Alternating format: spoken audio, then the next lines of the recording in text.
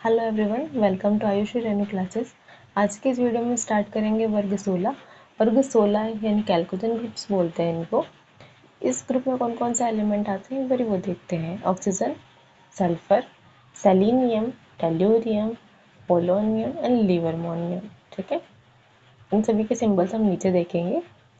Oxygen, sulphur, selenium, tellurium, polonium and livermorium. इनको कभी कभी कैल्कोजेंस की तरह जाना जाता है। कैल्कोजन क्यों कहते हैं? अधिकतर एलिमेंट्स कॉपर माइंस में कॉपर के साथ में ही कंबाइन रहते हैं और यह नाम ब्रॉस के लिए ग्रीक भाषा से लिया गया है। ठीक है, यानी ब्रॉस यानी कॉपर। कॉपर को ग्रीक लैंग्वेज में कैल्कोजन बोलते हैं, कैल्को बोलते हैं। इस कारण इसको कैल्कोजेंस बोलते हैं इस ग्रुप को। सल्फर और उसके समावयवों का कॉपर के साथ संगुणन होने की ओर इंगित करते हैं। यानी सल्फर और उसके जितने भी और एलिमेंट्स है ग्रुप वाले, वो सभी कॉपर के साथ मिलते हैं। इसी कारण इसका नाम कैल्कोजन ग्रुप है। अधिकांश कॉपर खनिजों में या तो ऑक्सीजन या सल्फर बहुधा में मिलता है। यानी कॉपर खनिजों में ऑक्सीजन और सल्फर क्या मिलता है? बहुत ज़्यादा क्वांटिटी में मिलता है। पृथ्वी पर सभी तत्वों में ऑक्सीजन सबसे अधिक प्रचुरता में पाया जाता है। कितना पाया जाता है? अपनी जो अर्थ है उस पर 46.6% ऑक्सीजन है और जो एटमॉस्फेयर है उसमें कितनी है? 20.946% है। हालांकि भूपर्पटी में सल्फर की उपलब्धता कितनी है? 0.03 से 0.1%। एज कंपेयर ऑक्सीजन, सल्फर कितना है? बहुत कम है, वो 21% है। तो यहाँ पे ये कितना है? 0.1% तक ही मिलता है। सल्फर मुख्यतः सल्फेटों के रूप में और सल्फाइडों के रूप में मिलता है। यानी सल्फर प्योरली सल्फर आपको नहीं मिलेगा अलग से, आपको सल्फर कंबाइन मिलता है। तो ये सल्फेटों के रूप में मिलेगा। देखो ये कुछ फॉर्मूले हैं, तो आपको नाम से फॉर्मूले से नाम दोनों आना चाहिए। ठीक है। जिप्सम का फॉर्मूला क्या है? CaSO4.2H2O। तो CaSO4.2H2O किसका फॉर्मूला है? जिप्सम का। Epsom salt MgSO4.7H2O। MgSO4.7H2O किसका फॉर्मूला है? एप्सम। Barite BaSO4। सल्फाइड के रूप में गैलेना का फॉर्मूला क्या है? PbS। यशद blende ZnS। Copper pyrite CuFeS2। ठीक है, इस ब्लॉक को अच्छे से याद रख लेना कि भाई नाम से फॉर्मूले से नाम आना चाहिए आपको। ठीक है, गैलेना का फॉर्मूला क्या है? जैसे PbS। सल्फर की कुछ मात्रा आपको ज्वालामुखी यानी वॉल्केनो में मिलती है। किस फॉर्म में? H2S, सल्फ हाइड्रोजन सल्फाइड के रूप में। कार्बनिक जितने भी एलिमेंट है जैसे अंडा, प्रोटीन, लहसुन, प्याज, सरसों, बाल, ऊन, इन सब में क्या मिलता है आपको? सल्फर। लहसुन की, प्याज की और सरसों के तेल की जो स्मेल आती है वो सल्फर के कारण ही आती है। ठीक है, आगे देखते हैं। सेलेनियम, टेल्यूरियम सल्फाइड अयस्कों में धातु सेलेनॉइड और टेल्यूरियम के रूप में पाई जाती है। पोलोनियम प्रकृति में थोरियम और यूरियम खनिजों के विघटन के उत्पाद के रूप में मिलता है। देखो ये एलिमेंट सल्फाइड के साथ में मिल जाएंगे, सेलियम और टेल्यूरियम। पोलोनियम कैसे बनता है? न्यूक्लियर रिएक्शन से। तब थोरियम की और यूरेनियम की रिएक्शन कराई जाती है, न्यूक्लियर रिएक्शन, तब उत्पन्न होता है पोलोनियम, PO। लिवर्मोनियम एक संश्लेषित रेडियोएक्टिव तत्व है, यानी इसको सिंथेसिस किया जाता है। ह्यूमन मेड एलिमेंट है ये। इसका संकेत क्या है? Lv। परमाणु क्रमांक कितना है? 116। परमाणु द्रव्यमान 292 ग्राम पर मोल। इलेक्ट्रॉनिक कॉन्फ़िगरेशन 7s2 7p4 है। यह केवल अल्प मात्रा में बनता है और इसकी हाफ लाइफ भी क्या होती है? बहुत कम होती है। इस कारण इसके गुणों का अपन अध्ययन नहीं कर सकते। यानी यहाँ आप इसको लिवर्मोनियम को स्टडी नहीं करना है। लिवर्मोनियम को छोड़ करके जितने भी एलिमेंट है उसके लिए आपको एक नीचे टेबल दे रखी है जिनमें उसके फिजिकल केमिकल गुण दे रखे हैं। ये टेबल बहुत ज़्यादा इंपॉर्टेंट है, इसलिए इसको अच्छे से समझ लेना। देखो ग्रुप 16 का जनरल कॉन्फ़िगरेशन क्या होता है? ग्रुप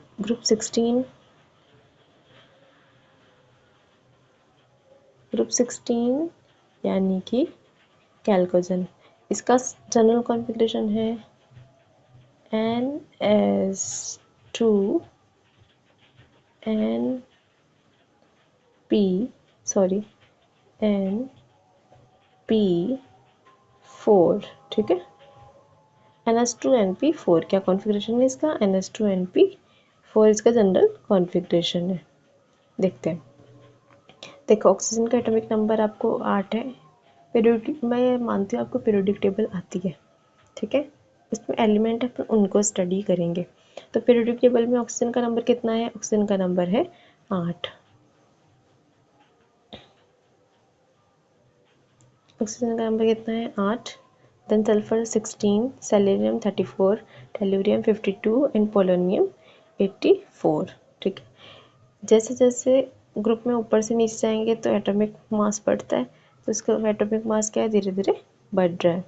इलेक्ट्रॉनिक कॉन्फ़िगरेशन इसका देखो 2s2 2p4, 3s2 3p4, 4s2 4p4, 5s2 5p4, 6s2 6p4, ठीक है। आउटर मोस्ट देखो इलेक्ट्रॉनिक कॉन्फ़िगरेशन क्या है? NH2NP4। जैसे जैसे ऑर्बिटल बढ़ रहे, बाहर क्या है? p में 4 इलेक्ट्रॉन्स ही प्रेजेंट है। रेडियस भी क्या होगी? एस साइज के अकॉर्डिंग बढ़ रही है, ठीक है। आयनिक त्रिज्या वो भी बढ़ रही है। इलेक्ट्रॉन गैन एंथैल्पी सबसे ज़्यादा इम्पोर्टेंट क्या है यहाँ पे? ये है electron gain enthalpy. Electron gain enthalpy क्यों है समझते हैं। देखो इलेक्ट्रॉन गैन एंथैल्पी का साइज यहाँ पे सबसे ज़्यादा इम्पोर्टेंट है। इलेक्ट्रॉन गैन एंथैल्पी का साइज है सल्फर की सबसे ज़्यादा, then selenium, tellurium, polonium and then oxygen. इसको आप एकदम हाईलाइट करके लिख लीजिए अलग से। इलेक्ट्रॉन गैन एंथैल्पी सबसे ज़्यादा है सल्फर की और सबसे कम है ऑक्सीजन की। और ये ऐसा क्यों है? ऐसा है ऑक्सीजन की छोटी साइज के कारण। ऑक्सीजन के पास में क्या है? 2p4 ऑर्बिटल, 2s2 2p4, यानी अब उसके पास में क्या है? बाहर की तरफ ये ऑर्बिटल है, ठीक है। मानते हैं कि ये क्या है? 1s, और ये है इसका, सॉरी, ये है इसका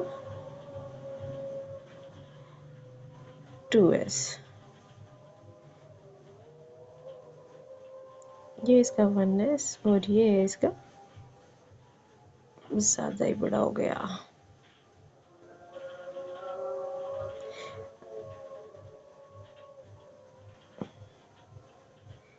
ये इसका 2s है, ठीक है। 2s को ही कंसिडर करते हैं 1s के कंपेयर। देखो ये 2s है इसका, इस 2s में इसके पास इलेक्ट्रॉन कितने हैं? 6। 2s टू 2p4, 2 + 4 कितने हो गए? 6। तो 1 2 3 4 5 एंड 6, ठीक है। कितने हैं इसके पास में? 6 इलेक्ट्रॉन है। एक बारी समझते हैं। देखो कितने इलेक्ट्रॉन हो गए इसके पास में? ये रहा 1, ये रहा 2, ये 3, ये 4, ये 5 एंड 6 समझते हैं, ठीक है। ये इसके पास में इलेक्ट्रॉन है 6, ये 6 इलेक्ट्रॉन है। और अब ये क्या बोल रहा है? इलेक्ट्रॉन गैन, यानी आपको एक और इलेक्ट्रॉन इसके साथ में कंबाइन करना है, एक और इलेक्ट्रॉन इसके साथ में जोड़ना है। तो ये क्या करेंगे? एक दूसरे को इलेक्ट्रॉन्स रिपल करेंगे, रिपल करेंगे तो ये आराम से इलेक्ट्रॉन को आने नहीं देंगे। इस कारण यहाँ पे ऑक्सीजन की इलेक्ट्रॉन के अंदर एंथैल्पी का मान क्या है? सबसे कम होता है, ठीक है, as compared to other elements. अब समझते हैं आयनन एंथैल्पी, ठीक है। आयनन एंथैल्पी में क्या है? आयनन एंथैल्पी में है कि आपको एक इलेक्ट्रॉन निकालना है। इलेक्ट्रॉन गेन एंथैल्पी यानी एक इलेक्ट्रॉन जोड़ना है, और आयनन एंथैल्पी क्या है? एक इलेक्ट्रॉन आपको निकालना है। आयनन एंथैल्पी क्या होती है? साइज की इन प्रोपोर्शनल होती है, साइज की इनवर्सली प्रोपोर्शनल होती है, ठीक है। समझते हैं। ये है आपकी आयनन एंथैल्पी। आयनन enthalpy proportional electronegativity inversely proportional 1 size. ये फॉर्मूला है एक कि आयनन एंथैल्पी का मान, आयनन एंथैल्पी का मान क्या होता है? इलेक्ट्रोनेगेटिविटी के समान होता है। मतलब उसके जैसे जैसे वो बढ़ेगा वैसे वैसे ही बढ़ेगा, यानी जितनी ज़्यादा आपके पास में साइज़ छोटी होगी, ठीक है, जितनी ज़्यादा आपके पास में साइज़ छोटी होगी उसकी आयनन एंथैल्पी का मान उतना ही ज़्यादा होगा। और उसकी इलेक्ट्रोनेगेटिविटी का मान भी उतना ही ज़्यादा होगा। तो देखो आप इलेक्ट्रोनेगेटिविटी से भी समझ सकते हो। इलेक्ट्रोनेगेटिविटी देखो यहाँ पे क्या दे रखी है, इलेक्ट्रोनेगेटिविटी यहाँ देखो, ऑक्सीजन इस ग्रुप में ऑक्सीजन क्या है, सबसे छोटा है, इसकी इलेक्ट्रोनेगेटिविटी क्या है, सबसे ज़्यादा है, 3 है, ठीक है। ऐसे इसकी आयनन एंथैल्पी भी क्या है, यहाँ पे सबसे ज़्यादा है, ठीक है। समझ में आया? आगे देखते हैं। ये इलेक्ट्रॉन गैन एंथैल्पी का सीक्वेंस याद रखना, सबसे पहले sulphur, then selenium, tellurium, polonium and then oxygen. Okay, next page देखते हैं। नेक्स्ट पेज है परमाणुकता, एटॉमिसिटी। देखो ऑक्सीजन है वो हमेशा डाइमर मिलता है, O2 के फॉर्म में मिलेगा, जबकि सल्फर आपको कैसे मिलता है, S8 के रूप में मिलता है, ठीक है। ऑक्सीजन मिलता है O2 के फॉर्म में, सल्फर मिलता है S8 के फॉर्म में। इस कारण से बॉन्ड एनर्जी में क्या होता है, इनमें डिफरेंस होता है। हाईएस्ट बॉन्ड एनर्जी किसकी है, देखो मेंशन कर रखा है, हाईएस्ट बॉन्ड एनर्जी सल्फर की है, क्योंकि इसमें एक साथ 8 मॉलिक्यूल कंबाइन होते हैं, जबकि ऑक्सीजन में सिर्फ 2 ही होते हैं। ये आपको सीक्वेंस याद रखना है। हाईएस्ट बॉन्ड एनर्जी किसकी है, इस सल्फर की है, बजाय कि ऑक्सीजन की। केमिकल प्रॉपर्टीज, केमिकल प्रॉपर्टीज में सबसे पहले ऑक्सीडेशन स्टेट। ऑक्सीडेशन आपको ध्यान रखनी है। ऑक्सीडेशन देखो, ऊपर ग्रुप के जितने भी एलिमेंट्स हैं, देखो अपने पास में कौन कौन से एलिमेंट है,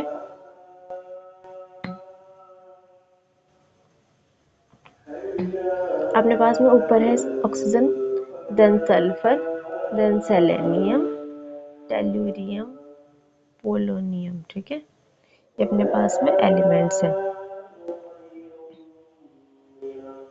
ठीक है। ऑक्सीजन है, ऑक्सीजन के पास में बाहर कितने इलेक्ट्रॉन है, ऑक्सीजन के पास में है NS2 Np4, ठीक है। इसके पास में बाहर कितने इलेक्ट्रॉन है, 2 तो S में और 2 किस में है, 4 किस में है, P में है। तो ये P क्या कर सकता है, P के पास में कितने ऑर्बिटल, कितने इलेक्ट्रॉन ले सकता है, P अपने पास में 6 इलेक्ट्रॉन ले सकता है एक ऑर्बिटल में, ठीक है। हाफ फिल्ड होने के लिए 1 इलेक्ट्रॉन निकाल सकता है और अपने ऑर्बिटल को कंप्लीट करने के लिए 2 इलेक्ट्रॉन ले सकता है। तो ज़्यादातर केसेस में ऑक्सीजन क्या करता है, 2 इलेक्ट्रॉन ले लेता है। तो 2 इलेक्ट्रॉन लेने के कारण इसकी कॉन्फ़िगरेशन क्या, इसकी ऑक्सीडेशन स्टेट क्या होती है, -2, ठीक है। माइनस का मतलब इलेक्ट्रॉन लेना है। तो ऊपर वाले जितने भी एलिमेंट है, जैसे ऑक्सीजन एंड सल्फर, अधिकतर -2 दर्शाते हैं, ठीक है। जैसे जैसे ग्रुप में नीचे बढ़ेंगे तो इलेक्ट्रॉन देने की कैपेसिटी क्या हो जाती है, बढ़ जाती है। तो जो नीचे के एलिमेंट है, जैसे टेल्यूरियम एंड ये पोलोनियम है, ठीक है, टेल्यूरियम एंड पोलोनियम, ये क्या करते हैं, अपने बाहर वाले p के 4 ऑर्बिटल्स डोनेट करके NS2 को कंप्लीट रखते हैं, p ऑर्बिटल को खाली कर लेते हैं। तो ऐसा करने से क्या हो जाएंगे, स्टेबल। तो नीचे वाले एलिमेंट क्या दिखाते हैं, +4 ऑक्सीडेशन स्टेट दिखाते हैं। और जो बीच वाले एलिमेंट है, यानी ये कौन कौन सी ऑक्सीडेशन स्टेट दर्शा सकते हैं, तो ये सभी +2, +4 एंड +6। इस ग्रुप के और एलिमेंट कौन कौन सी ऑक्सीडेशन स्टेट दर्शा सकते हैं, +2, यानी ये 2 इलेक्ट्रॉन दे भी सकते हैं, 4 इलेक्ट्रॉन दे सकते हैं, या फिर 6 के 6 इलेक्ट्रॉन डोनेट कर सकते हैं, ठीक है। तो ऑक्सीडेशन स्टेट क्या हो गई, ऊपर वाले इलेक्ट्रॉन्स, ऊपर वाले एलिमेंट दर्शाएंगे -2, नीचे वाले दर्शाएंगे +4 एंड, और कौन कौन से दर्शा सकते हैं, +2, +4 एंड +6, ठीक है। अब देखते हैं कि बुक में क्या लिख रखा है, इसको समझते हैं। क्या लिख रखा है, वर्ग 16 के तत्व अनेक ऑक्सीकरण अवस्था दर्शाते हैं। -2 ऑक्सीकरण अवस्था का स्थायित्व वर्ग में नीचे की ओर घटता है, ठीक है। पोलोनियम कभी कभी -2 ऑक्सीकरण अवस्था दर्शाता है, यानी वर्ग में सबसे नीचे कौन आता है, पोलोनियम PO, वो कभी कभी -2 दर्शा सकता है, जनरली नहीं दर्शाता है। ऑक्सीजन की इलेक्ट्रोनेगेटिविटी बहुत उच्च यानी बहुत ज़्यादा होने के कारण यह OF2 के उदाहरण को छोड़कर, जिसमें ऑक्सीकरण अवस्था क्या है, +2, और में +2 नहीं दर्शाता। आपको देखो OS2 ऑक्सीडेशन स्टेट क्या है यहाँ ऑक्सीजन की, आती है ना ऑक्सीडेशन स्टेट निकालने। देखो देखते हैं ऑक्सीडेशन स्टेट क्या हो गई इसकी। यहाँ पे ये है OF2। ऑक्सीजन की ऑक्सीडेशन स्टेट निकालनी है आपको। ऑक्सीजन को मान ला X प्लस फ्लोरीन की कितनी होती है, एक फ्लोरीन की -1, दो फ्लोरीन की -2। ठीक है, ये हो गई -2 इक्वल्स 0, x इक्वल्स -2 इधर है, बराबर के उस तरफ जाएगा तो +2। तो यहाँ ऑक्सीजन किस फॉर्म में है, +2 फॉर्म में है। बाकी ऑक्सीजन कैसे दर्शाता है, -2 ऑक्सीकरण अवस्था दर्शाता है। ठीक है, तो क्वेश्चन आ सकता है OF2 में ऑक्सीजन की ऑक्सीडेशन स्टेट क्या है, +2 है। ठीक है, आगे देखते हैं। यह है केवल -2 ऋणात्मक ऑक्सीकरण अवस्था दर्शाता है, पता है आप लोगों को। वर्ग के अन्य तत्व +2 +4 +6 ऑक्सीकरण अवस्था दर्शाते हैं, लेकिन +4 और +6 क्या है, ज़्यादातर कॉमन है। सल्फर, सेलेनियम, टेलुरियम सामान्यतः ऑक्सीजन के साथ यौगिकों में +4 ऑक्सीकरण अवस्था दर्शाते हैं। ये बीच वाले जो एलिमेंट्स है सेलेनियम एंड टेलुरियम +4 दर्शाते हैं। फ्लोरीन के साथ में ऑक्सीजन के साथ बनाएंगे कॉम्प्लेक्स तो +4, सल्फर के साथ बनाएंगे तो +6। ठीक है, वर्ग में नीचे की ओर बढ़ने पर +6 ऑक्सीकरण अवस्था का स्थायित्व घटता है, +4 ऑक्सीकरण अवस्था का स्थायित्व बढ़ता है। ये मैंने पहले मेंशन कर रखा है कि नीचे वाले +4, ऊपर वाले -2, बीच वाले क्या दिखा सकते हैं, +4 +2 +6 दर्शा सकते हैं। +4 +6 ऑक्सीकरण अवस्था में बंधन प्राथमिक रूप से सहसंयोजक होता है। यानी किस तरीके के बॉन्ड बनाएंगे, एलिमेंट सहसंयोजक बंध बनाते हैं। अब समझते हैं ऑक्सीजन को। ऑक्सीजन क्या है, अपनों को पता ही है कि भाई जितने भी एलिमेंट होते हैं उसमें द्वितीय आवर्त के एलिमेंट में d ऑर्बिटल नहीं होता है ना। तो यहाँ पे अपने पास oxygen, sulphur, selenium, tellurium and polonium. इसमें ऑक्सीजन ये एक ऐसा एलिमेंट है जिसके पास में d ऑर्बिटल नहीं है। अब d ऑर्बिटल नहीं है तो इसके पास में क्या क्या अंतर है वो देखते हैं। द्वितीय आवर्त में उपस्थित p ब्लॉक के अन्य सदस्यों की भांति ऑक्सीजन का असामान्य व्यवहार इसके छोटे साइज, हाई इलेक्ट्रोनेगेटिविटी के कारण होता है। ठीक है, यानी इसका असामान्य व्यवहार अपने ग्रुप के और एलिमेंट से डिफरेंट इसका बिहेवियर है। क्यों, साइज छोटी, इलेक्ट्रोनेगेटिविटी इसकी ऑक्सीजन की सबसे ज़्यादा है और d ऑर्बिटल इसके पास नहीं है। 3 रीज़न है, कौन कौन से, छोटा आकार, उच्च विद्युत ऋणता और इसके पास में d ऑर्बिटल नहीं है। उच्च विद्युत ऋणता के प्रभावों का एक विशिष्ट उदाहरण जल में प्रबल हाइड्रोजन आबंध की उपस्थिति है। यानी ऑक्सीजन H2 जल में हाइड्रोजन बॉन्ड बनाता है, ठीक है, जो कि H2S में नहीं है। एक ये रीज़न भी है, यानी 4 रीज़न हो गए इसके लिए असामान्य व्यवहार के। ऑक्सीजन में d ऑर्बिटल की अनुपस्थिति के कारण इसकी संयोजकता +4 तक सीमित रहती है। ठीक है, +4 से ज़्यादा ये बॉन्ड नहीं बना पाता है। उदाहरण में 2 से अधिक दुर्लभ है, यानी वैसे तो 2 ही बनाता है पर ये 4 भी बना सकता है कभी कभी। दूसरी ओर वर्ग के अन्य तत्वों में संयोजकता कोश का विस्तार हो सकता है, संयोजकता 4 से अधिक भी हो सकती है। जैसे सल्फर बहुत सारे बॉन्ड बना सकता है, 4 से ज़्यादा भी बना सकता है। अब हाइड्रोजन के साथ इनकी क्रियाशीलता देखते हैं। वर्ग 16 के सभी तत्व हाइड्रोजन के साथ में H2E प्रकार के हाइड्रेट्स बनाते हैं, जैसे H2O, जैसे H2O, H2S, H2SE, H2TE। ठीक है, इस तरह के हाइड्रेट बनाते हैं। इनका अम्लीय गुण H2O से H2E तक बढ़ता है। देखो इनका अम्लीय गुण क्या होता है, अम्लीय गुण का सीक्वेंस क्या हो गया, H2O की सबसे ज़्यादा अम्लीय, फिर H2S, H2SE एंड देन टेलुनियम तक, सॉरी उल्टा हो गया। जैसे जैसे साइज बढ़ेगी अम्लीयता भी बढ़ती है। ठीक है, सबसे ज़्यादा H2TE टेलुनियम के हाइड्रेट की, देन सेलेनियम के हाइड्रेट की, सल्फर हाइड्रेट की एंड देन ऑक्सीजन की। ठीक है, अम्लीय गुण का मतलब क्या है, जो H+ आराम से दे सकता है, जिसकी बड़ी साइज होगी बॉन्ड इतना स्ट्रॉन्ग नहीं होगा और आराम से H+ आयन दे देगा। ठीक है, तो एसिडिक गुण किस पर डिपेंड करता है, यहाँ पे वर्ग 16 के साइज पर। क्या लिख रखा है देखो, देखते हैं।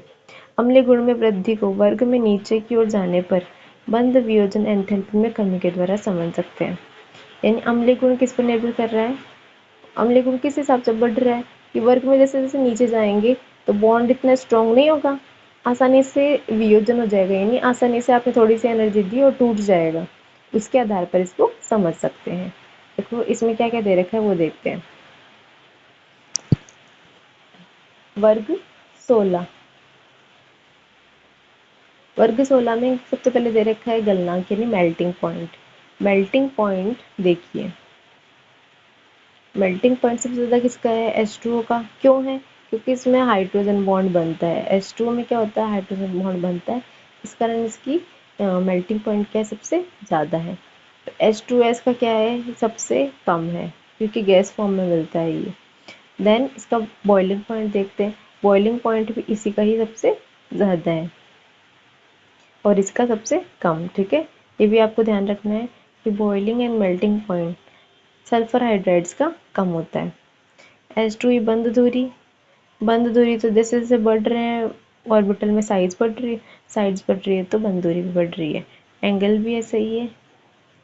ये एंथैल्पी, एंथैल्पी का मान सबसे ज़्यादा किसका है, यहाँ पे देखो H2TE का है। वियोजन स्थिरांक, वियोजन स्थिरांक भी ये इंपॉर्टेंट नहीं, ज़्यादा इंपॉर्टेंट है बॉइलिंग एंड मेल्टिंग पॉइंट। ठीक है, देखो थर्मल स्टेबिलिटी, ये क्वेश्चन आता है कि थर्मल स्टेबिलिटी सबसे ज़्यादा किसकी है। थर्मल स्टेबिलिटी जैसे जैसे देखो, आप समझिए आपके पास में दो फ्रेंड है, दो फ्रेंड मान लीजिए, या फिर दो आपके पास में बॉल्स मान लीजिए, है ना। आपके पास में दो बॉल है, ओके, ये एक बॉल है सेम साइज की, आपके पास में एक और बॉल है। ठीक है, ये दो आपके पास में बॉल है। जब इन दो बॉल की साइज लगभग सेम है तो इनके बीच में बॉन्ड भी क्या होगा, लगभग सेम, अच्छा बॉन्ड बनेगा। दोनों की ज़्यादा सरफेस एक दूसरे को टच करेगी, ज़्यादा स्ट्रॉन्ग बॉन्ड बनेगा। वही चीज़ यहाँ पर है। देखो छोटे ऑर्बिटल है, हाइड्रोजन की साइज भी छोटी, सल्फर की साइज भी क्या होती है, छोटी होती है। ऐसे ही सल्फर, यहाँ हाइड्रोजन एंड ऑक्सीजन है, इन दोनों की साइज क्या है, लगभग सेम है। इस कारण इसकी थर्मल स्टेबिलिटी क्या है, बॉन्ड स्ट्रॉन्ग बनेगा, और बॉन्ड स्ट्रॉन्ग है तो कंपाउंड स्ट्रॉन्ग है, कंपाउंड स्ट्रॉन्ग है तो थर्मल स्टेबिलिटी भी उसकी ज़्यादा है। यानी H2O की थर्मल स्टेबिलिटी सबसे ज़्यादा, देन H2S, देन सेलेनियम की, selenium hydride, then tellurium hydride, then polonium hydride की। ठीक है, एसिडिक नेचर अपने ने देख ही लिया है, जैसे जैसे साइज बढ़ती है एसिडिक नेचर इसका बढ़ता जाता है। नेक्स्ट पेज देखते हैं।